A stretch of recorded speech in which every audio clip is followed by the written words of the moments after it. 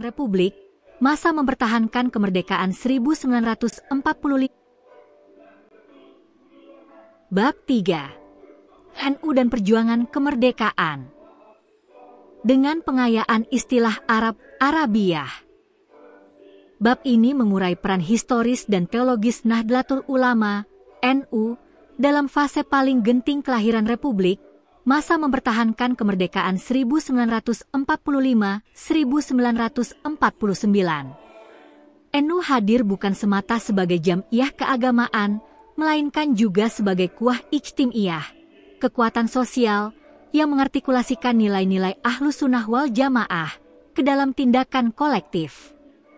Prinsip wasatiyah, moderasi, itid, keadilan, tauzun, keseimbangan, dan tasmu, toleransi, menjadi fondasi etis dalam rumuskan sikap politik keagamaan, mempertahankan daulah, negara, dan watan, tanah air, sebagai mala'ah, kemaslahatan umum. Dalam kerangka Makid al-Syar'ah, penjagaan 5 tujuan agung, if al-DN, al-Nafs, al-Aql, al-Nas, al-ML, memberi landasan normatif bahwa dif, an al-Watan, pembelaan tanah air, ketika diserang merupakan bagian dari ikhtiar menjaga agama dan kehidupan bersama. Subbab 3, 1, Resolusi Jihad 22 Oktober 1945.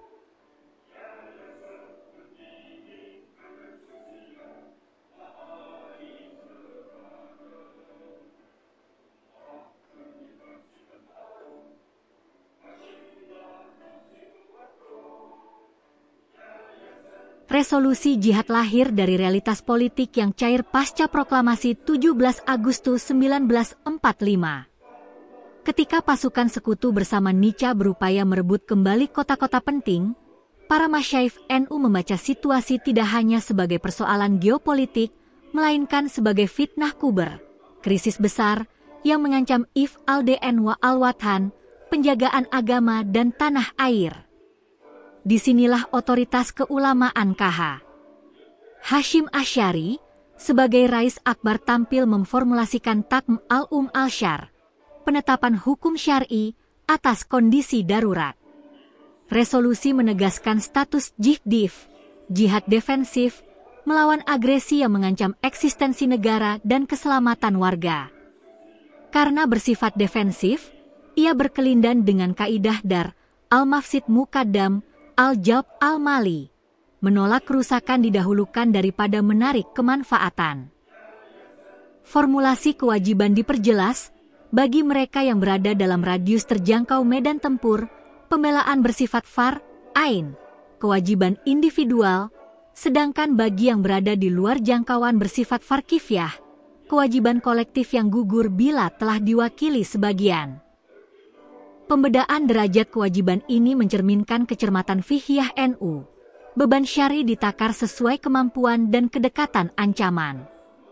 Secara praksis, resolusi menjadi marji'iyah, rujukan, moral yang mengkonsolidasikan jaringan pesantren, langgar, dan jamaah ke dalam satu komando kultural.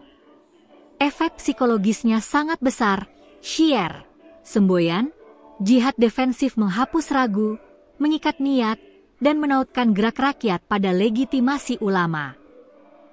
Di level relasi agama negara, resolusi jihad meneguhkan taufuk, konsensus, ulama, umara.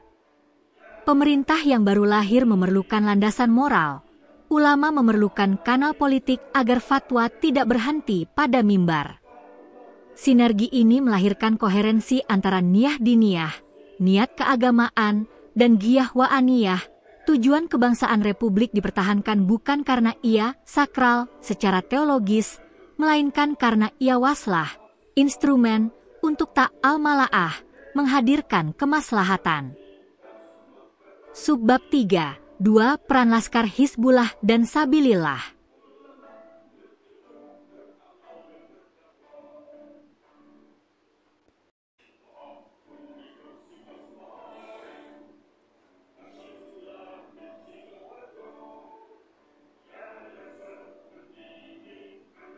Di lapangan, resolusi jihad membutuhkan alat sosial, struktur, latihan, logistik, dan disiplin.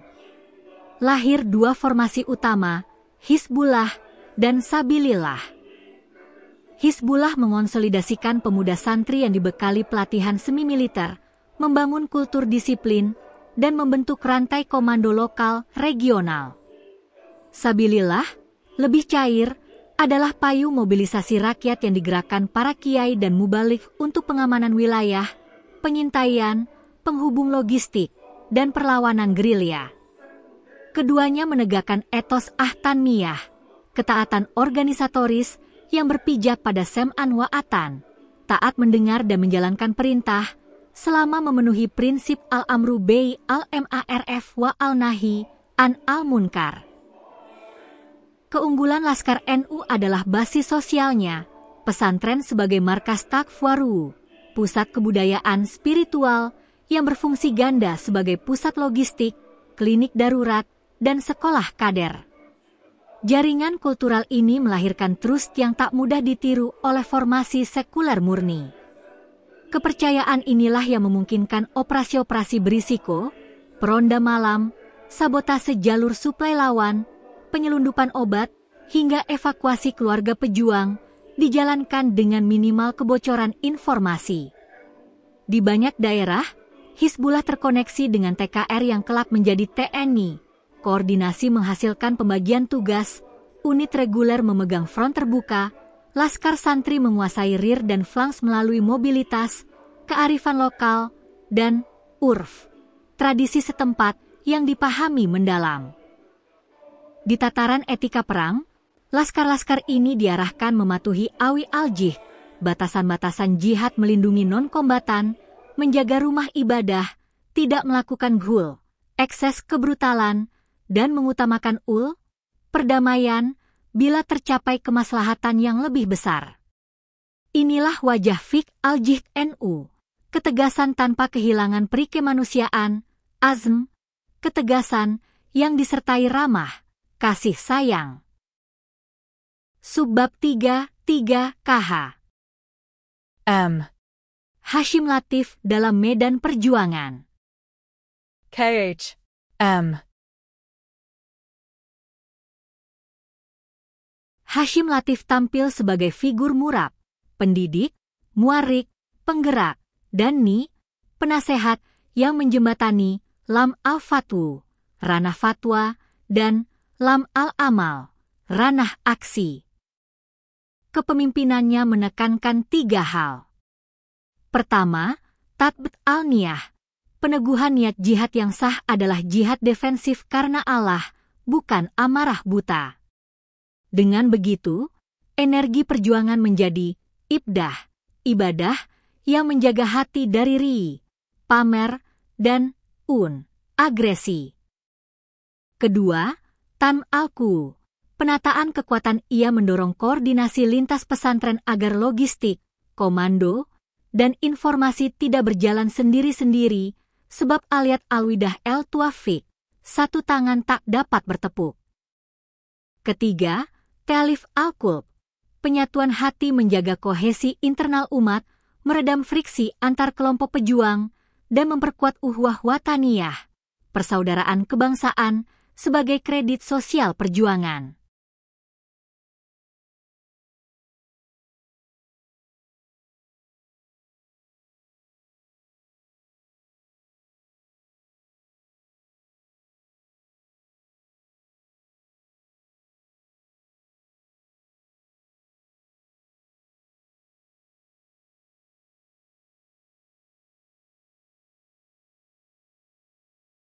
Subbab 3, 4, sinergi ulama, santri dalam merebut kemerdekaan.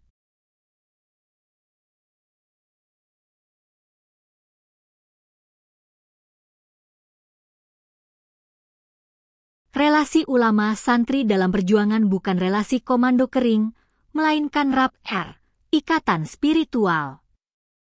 Ulama menyuplai ma'rifah, pemahaman, dan legitimasi syar'i, santri menerjemahkan menjadi fi'al, tindakan. Ketika bai'ah, janji setia, ketaatan terjaga oleh ilmu dan adab, perintah sederhana menjadi gerak kolektif yang tertib.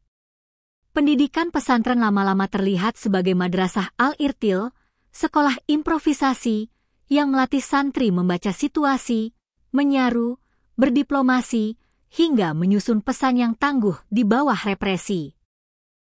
Di medan pertempuran Surabaya, misalnya, doa-doa is dan ratib menjadi suplai psikologis yang menguatkan barisan. Bagi santri, tawakul, berserah diri, bukan pasifisme, melainkan keberanian tanpa panik. Mereka memegang kaidah itim bay al-asb, berpegang pada ikhtiar kausal dalam batas syar'i, merencanakan, melindungi warga, dan mundur taktis bila korban sipil terancam. Dengan cara ini, harmoni, ilm, amal terjaga, menjadikan perjuangan tetap manusiawi dalam tegangnya asap mesiu. Subbab 3.5 Dampak Resolusi Jihad bagi Negara Republik Indonesia.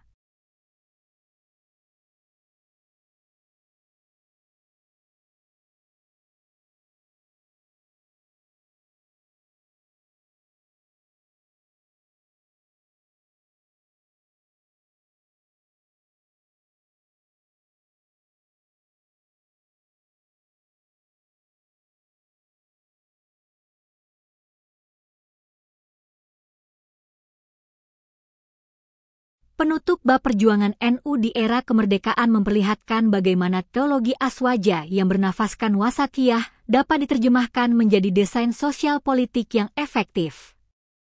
Dengan alat analisis makit, kearifan lokal pesantren, dan kepemimpinan moral ulama, NU membangun mesin keadaban yang menyatukan niyah dan strategi, doa dan disiplin. Dari resolusi jihad, laskar-laskar rakyat, hingga konsolidasi ulama santri, terlihat satu garis merah. Menjaga Indonesia adalah bagian dari menjaga kemuliaan agama, Imyah al-DNB Imyah al-Watan. Bab ini menjadi fondasi untuk membaca bab-bab berikutnya, bagaimana hitah, organisasi, pendidikan, hingga digitalisasi dakwah tetap berpijak pada etika malaah yang sama, membela kehidupan, memuliakan manusia, dan memajukan republik.